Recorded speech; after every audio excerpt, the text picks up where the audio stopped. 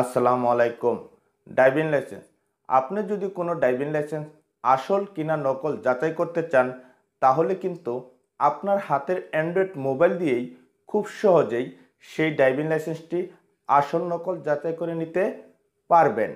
এবং আপনি যদি কোনো ড্রাইভিং লাইসেন্স নতুন করে থাকেন, আপনার ড্রাইভিং লাইসেন্সটি হাতে পাননি, সেক্ষেত্রে অনলাইনে আপনার ড্রাইভিং লাইসেন্স হয়েছে কিনা আপনার প্রাপ্ত স্লিপ নাম্বার দিয়ে যাচাই করে নিতে পারবেন।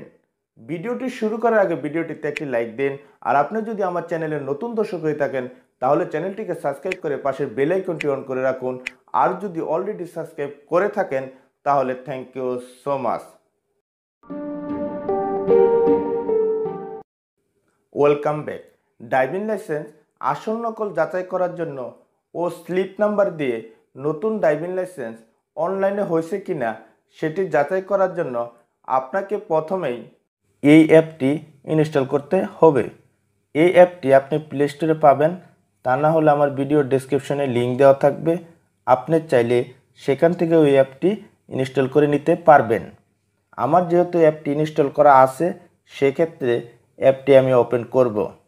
অ্যাপটি ওপেন করার সাথে সাথে আপনি এরকম পেজ দেখতে পাবেন। এখানে কিন্তু সিম্পল কাজ করতে হবে। প্রথমে এখানে ডেট অফ বার্থ, এখানে যে লাইসেন্সটি যাচাই করতে চান তার জন্ম তারিখ এখানে লিখবেন।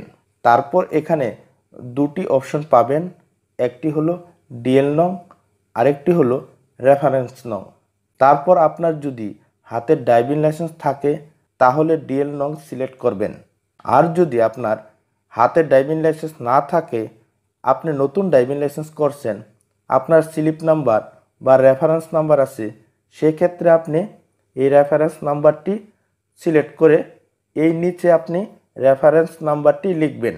আর যদি আপনার হাতে ড্রাইভিং লাইসেন্স থাকে, তাহলে ডিএল নং সিলেক্ট করে এই নিচে ড্রাইভিং লাইসেন্স নাম্বার লিখবেন। তা না হলে এই বারকোডটি ক্লিক করে আপনার ড্রাইভিং লাইসেন্সের অপর পৃষ্ঠা লাইসেন্সের বারকোডটি স্ক্যান করে নেবেন।